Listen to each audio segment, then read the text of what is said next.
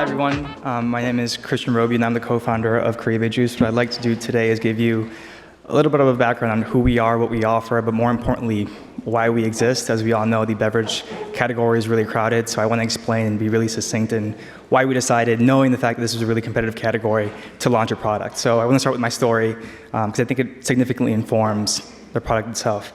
So that's me on the right in a time where your parents still thought that it was cool to dress your kids alike, with my grandmother in the Dominican Republic. I'm Dominican, my co-founder is also Dominican, and that basically meant that I was going back and forth a lot between the US and the DR. And one of the questions, along many questions that I had growing up and seeing the dichotomy between the development here in the States and the DR, was why can't I find juices that I know that people here and people like me here like in the United States, especially when the two geographies are so close to each other. And what we found was not very heartening, but it was very eye-opening. Political institutions in the Dominican Republic, I don't know if this is going to surprise anyone, aren't very strong. There isn't a lot of support for farmers. There isn't a lot of organization. It was a very discouraging thing to find. But my co-founder and I decided, look, let's just at least start small, see if we can export the fruits on ourselves, figure this thing out. It was a hornet's nest. But we decided to keep at it. And there's a lot of detail here that I don't want to give now if I don't have the time to give you the context. But we're helping farmers in the Dominican Republic have access to an export market. One of the reasons, among many, is that there's fruit, they can't sell it. They don't have the access to sell it in the Dominican Republic internally. They definitely don't have access to sell it here.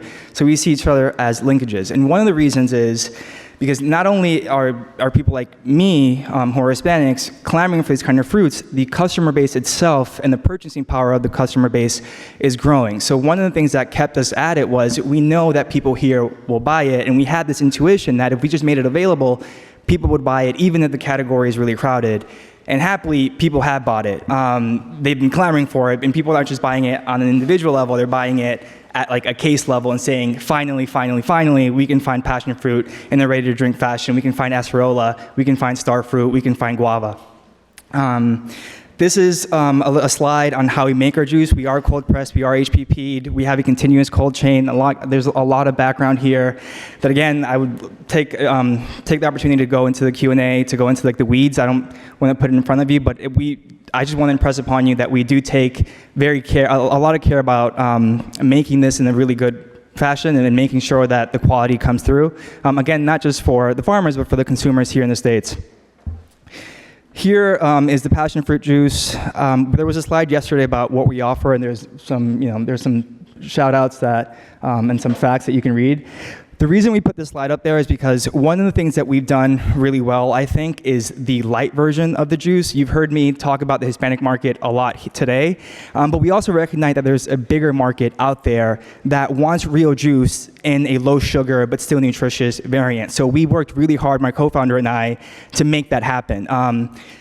We use like a smart sweetener cocktail that's all natural, non-GMO. I mean, all the lists, just go down the line and put the check marks on. Again, we can go into the Q&A with it, but that's what we're doing. That's what I think the category is moving, and that's what we're really, really excited about, not just from the market that we're in right now, because we don't want to cabin ourselves in that market. We want to look forward and see where else we can sell and to whom.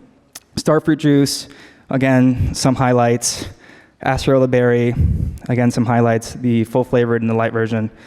Same thing for guava. Guava is thicker, so like if you like a meal replacement at your breakfast, you can have that. Here's a note on our competitors, because we do realize, again, that this is a very tough category. We're not ignorant of that fact. But this has been somewhat disheartening for me, because even with tough competition, we're doing well where we're selling. These are a highlight on our differentiators. Again, you've heard me say this, I don't want to repeat it. This is where we're selling currently. We're focused in the Middle Atlantic and Southeast. I'm my own distributor right now, partnering up with brands who really care. We've got Kroger and Harris Teeter on board, and we're going to be selling there in a couple weeks. I have 30 seconds left, so this is the last of what I want to say today. We have the supply chain that took us a lot time and effort to build. We have access to these fruits, but we don't see ourselves as a beverage brand. What else can we do with these fruits? What other fruits can we source? Ice cream, jams, teas, coffee, that's where we're pushing, that's where we're building up now. And I see that I only have 10 seconds left, so I'm going to stop here and thank you very much for your time. Well done. Well done. Grab a microphone and let's see if the judges have any questions for you. Yesterday this came up. Christian led off talking about cause-based marketing, how you're using fruit from the Dominican Republic that people down there can't sell. How much of that comes through in the branding, and do you think it needs to be increased in the branding? John? Oh boy, put me on the spot. All right. Sorry. No, it's all right. I guess it doesn't really come across that much in the product. I don't think that's a bad thing. I mean, ultimately, you have to have a product that sells. If anyone's going to care about the cause, kind of obvious, right? I think for me, it feels like there's a lot going on with these products, such that the experiences between the different flavors are not overly consistent. So I guess I wonder if a consumer is going to look at a brand like this and be okay with some of them being really pulpy, some of them being thin, one having seeds floating in it. That to me feels a little conflicted in terms of just what you guys want to be, and I think that's something to figure out just to for it to make sense to the consumer. Rebecca, before I ask John, you seem to have a pretty strong opinion about the branding and how they're positioning it. What do you think?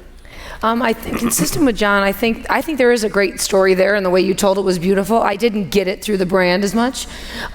Do I think consumers care? I do think they care where things come from, and I think they care how people are treated in the process. So I think there's absolutely something there you could dial up. I do think it's a little bit inconsistent, and there's a lot going on in terms of which functional benefits should I pay attention to. Should I pay more attention to the story or the method, cold pressed HPP? But I think there's definitely a seed, no pun intended, in here to play with, but I think you could dial up the story.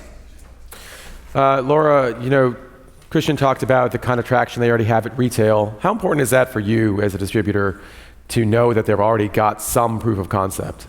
I think it does help us out a lot just to know that they understand the marketplace and the industry and what it takes when you have a new vendor that's never worked anywhere, to take the time to explain to them what it's going to take. There's a long learning curve there. So to know that they're already in some retailers does help, that you've been able to penetrate the marketplace and that you have an idea of what's going on. Mm-hmm. Jack, some tasty beverages by your hand or by your opinion today. What do you think of Caribe in terms of its taste and formulation? I think I'd agree with the comments. It's a little bit inconsistent across the different. You get the fibre in some of them and you don't get the fibre in others of them. I think there is a strong story about farmers and how they're looked after, and there's an economic story in terms of the benefit, how it plays through. The distribution that you have is a strong set of distribution, and you'll see from sales as much as anything else if the proposition you put really matters or not. I think you've got a strong distribution platform to work from. Mm-hmm. Again, Christian alluded to it, a lot of competitors out there, Jeff. How does this fit into the current shelf set for cold press and HPP juices, and how well does it fit in there actually? Mm-hmm.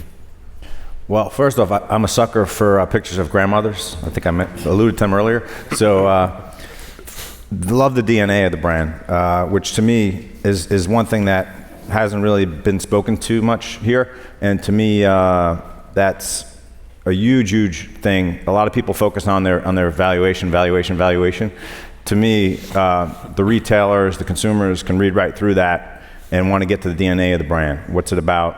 What's my inspiration?